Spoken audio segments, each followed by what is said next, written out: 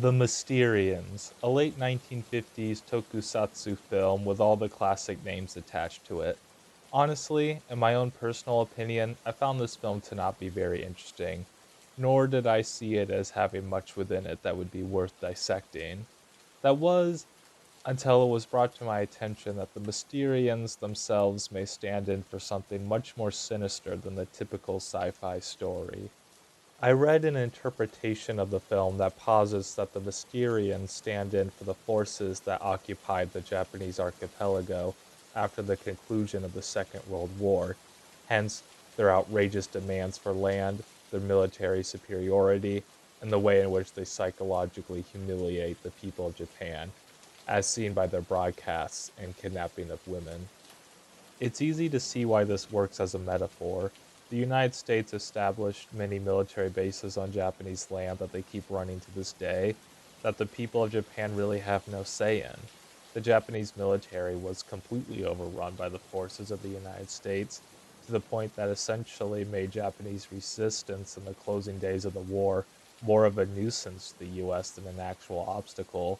And of course, sending thousands of armed men into a country for occupation will always lead to some amount of trouble, no matter how smoothly the process seems to go. We all know these details of the war. In fact, it is tiring to go over them again and again.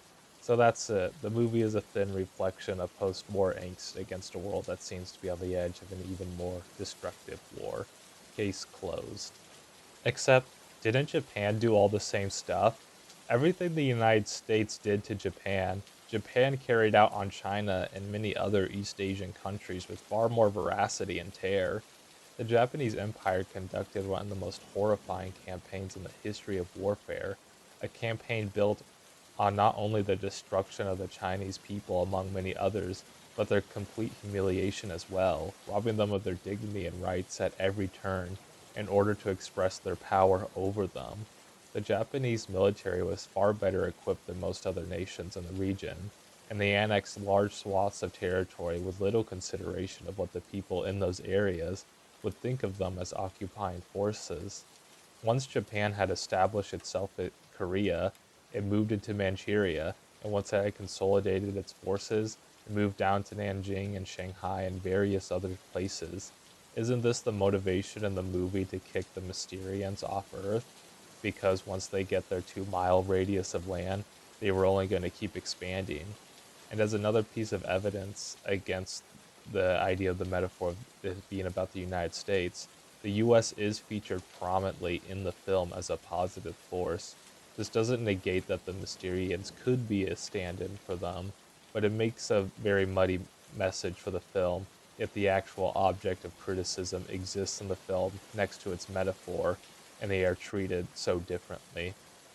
Yet, more importantly, let's have a look at the director. Ishiro Honda is well known for being a humanist and a pacifist, a man who, by every account that I have heard of him, was someone of an immensely gentle and kind demeanor.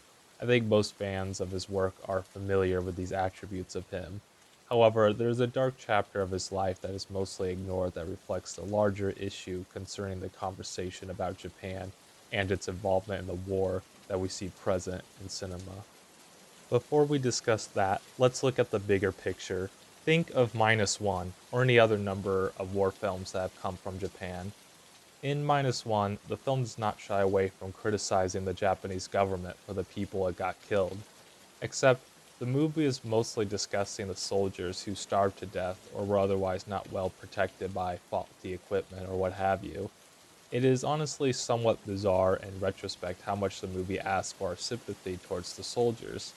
To be clear, there is room for sympathy for the men forced to enlist, but why is it dominating the entire conversation? 3 million people in Japan died in the course of the war, and so did 20 million Chinese at the hands of the Imperial Army. That figure doesn't even include the other millions who died across Asia during the establishment of the so called East Asian Co Prosperity Sphere. In fact, the only tokusatsu film that I can think of that even addresses this discrepancy is All Monsters Attack. And at the end of that film, they just blow up the manifestation of all the souls wronged by Japan. So I cannot really say how well that film actually grapples with the issue. Sure, it is stated clearly in the movie that Japan is facing this destruction because they chose to forget what they did, but the country never really has to reckon with it afterwards. So that's the problem. It is a pretty lukewarm opinion to hold in Japan that the government was at some level of fault for the suffering that the Japanese people had to endure. It's a good way of both playing the victim while downplaying the agency that the people of Japan actually had. Nationalism is perceived as merely an object forced upon the country by a group of nameless and faceless radicals, rather than something that was passively accepted by a nation that was gorging itself on the benefits of an imperial core in the midst of violent expansion. You may be thinking, well, of course, these are Japanese films, so they will show the Japanese perspective. I do not disagree with that statement. A lot happened in Japan during the war that can be expressed in stories. The problem arises when all the movies on the topic seems to follow the same narrative unquestionably, thus working to shape the entire public perception on the war. The media we consume does affect us, even when we know we are consuming fiction. Japan must acknowledge what it did to others just as much as what happened to itself in order to express a fully realized emotional connection to the events. But why not reconcile? Because the same process continues today. Simply put, it is easier for them to see themselves in the perpetrators than in the victims. To be clear, this is not a problem isolated to Japan. It exists all over the world's developed nations. The United States recruited many former Nazis and left many more off the hook because we thought a fight against communism was bigger than any crime committed by the Germans. After all, weren't they both capitalist nations that got entangled in the wrong way while there was a true enemy emerging elsewhere? Now, let's get back to Ishiro Honda, famed Japanese director who worked at a comfort women camp from 1940 to 1941. The term is euphemistic, and if you made it this far in the video, I am sure you already know what these places were. But just to be clear, these were an endemic structural piece of the Japanese war machine, where women were coerced and tricked into sexual slavery and faced severe abuse. It's hard to think of war crimes that outdo these camps. It is deplorable by all measures. Of course, Honda was drafted into the war and was always vocal about his hatred of it, but this is just what he says. There exists an article from 1966 that Honda wrote called Reflections of an Officer in Charge of Comfort Women. I went on the search for an English translation of this article but could not find one. All I have to go off of are other people reporting on the article. I hate to speak on the article without reading it myself, but I currently do not possess a copy of it for myself. Anyway, Honda seems to be, from what I can gather, to be clearing his name in the article, reiterating that he was forced to join the war effort and how he was kind and would only talk to the women about the situation they were facing. As far as I can gather, at least when it comes to English reading sources, there are not any testimonies from surviving women of these camps to corroborate Honda's story. Of course, I would really want to take his word for it, but we must not fall into such a trap.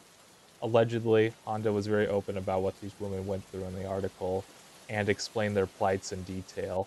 This act could be seen as somewhat of a good thing, as he brought to light, using his platform as a famous director, the crimes that had gotten ignored. At the same time, maybe he was simply getting ahead of the curve, knowing that this might come back to him someday anyway. Even further, when it comes to the story, one should not be indulging themselves in sorrow over Honda's plight, but more so in what those women were forced to go through. While Honda may face some emotional damage from this, he himself was not abused and went on to become a successful film director and lived a decent length life and got to do what he loved during most of his time. The women, on the other hand, likely did not have the same opportunities. The same imperialism that brought Honda to China is the same imperialism that allowed him to even become a director in the first place. Japan had wealth and was allowed to stay in the core, avoiding being tossed into the periphery and continuing to profit off wars in its former colonies for a long time to come. It is simply difficult to get the full picture of Honda with only his writings as a resource. One day I hope we will find accounts from survivors that can shed more light. It may seem virtuous to never take sides, but I want to say that in this case, especially in this case, I would take whatever the survivors say over Honda's writings. And even if Honda was the nicest guy ever at these camps, something we cannot know for certain, it still doesn't change the fact that he actively partook in the system. No matter what, that cannot be excused. If it wasn't Honda, this discussion wouldn't be had. Everyone would understand the horrors of the crime that was being committed. I believe in the possibility of redemption and restorative justice, that people can return to society even after committing heinous acts and find themselves again, by all accounts, unless something comes out later. But from what I know, Honda never got into any misconduct after the war, and his films generally display a love for humanity and even feminist undertones in some cases. What must be said, however, is that it is not up to us to say if he was good or bad or if he was sorrowful about his actions or not. You're not a bad person if you still enjoy his movies, but you must recognize this and incorporate it into your interpretation of his art. His movies were marketed towards children. Of course, he watched them as a kid without knowing any of this, and that is okay. But part of growing up is learning more. The contents of this new knowledge you gain is irrelevant. Whether you find it good or bad, you will someday learn, and someday later internalize it. To ignore this, to close your eyes and continue on, is to renounce growing up, and you will find yourself listless and angry and confused with no clear cause. Growing up is finding out more about the world. There really isn't much else to it. Back to Honda. Examining his post war career, he was generally light on criticisms of the war and the culpability of the Japanese public during it. His films are undeniably filled with strong anti war messages, but they usually examine war in a general sense. So, what to make of the Mysterians? Is this some sort of fan fiction on Honda's part?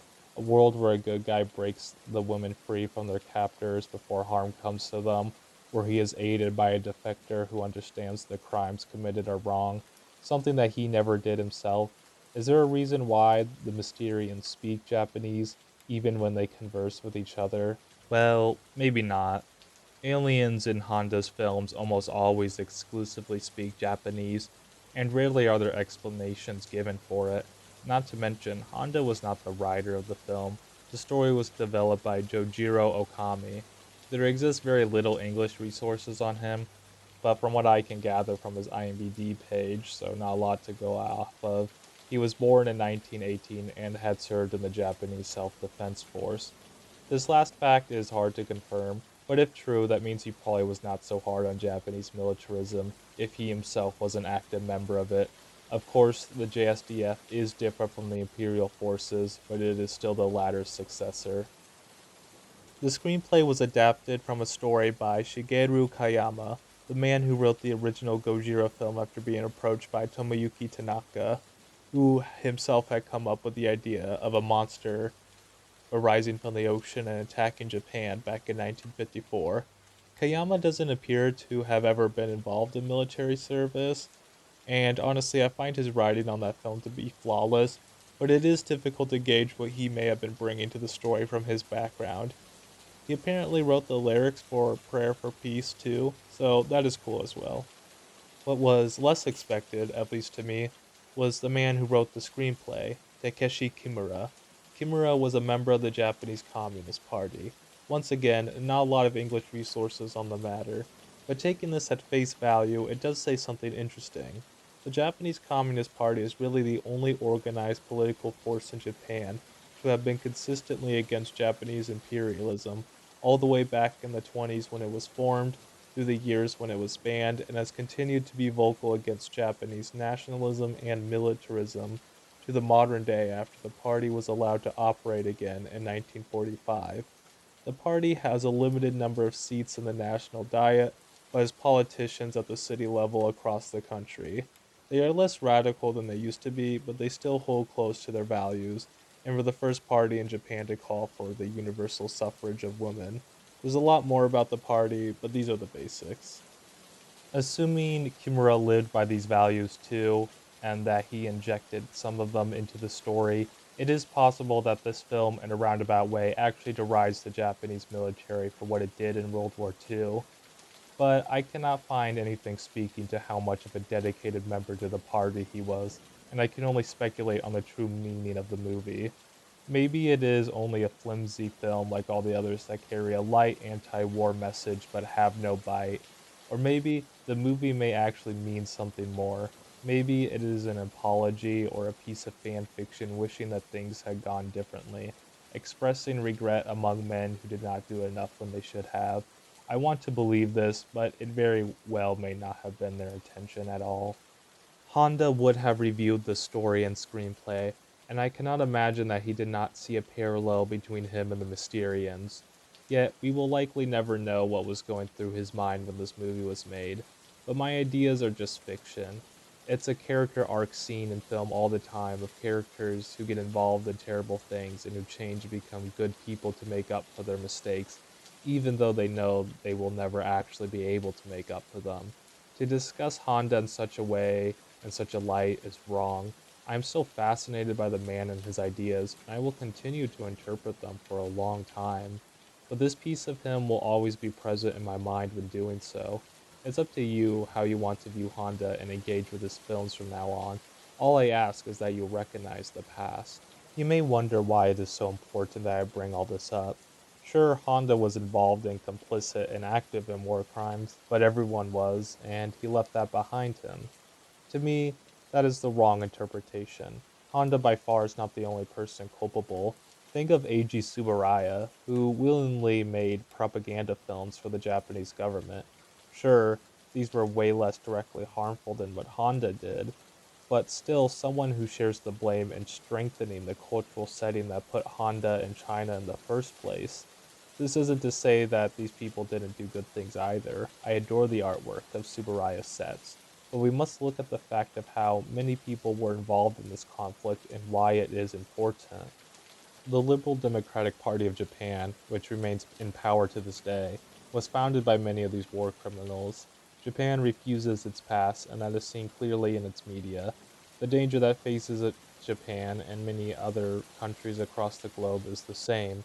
We have been trained to lose our agency and hand over power to selfish freaks who seek the worst for our neighbors. When we view fascism as some nebulous force that we just have to follow until some outside party ousts it, we have already given up. Let Honda be a lesson that if we want to remain upright citizens of the world, we must commit ourselves to our values even when it is difficult and even when it is dangerous. In numbers, we cannot be silenced. To do this, we must denounce the horrors as we see them and without hesitation.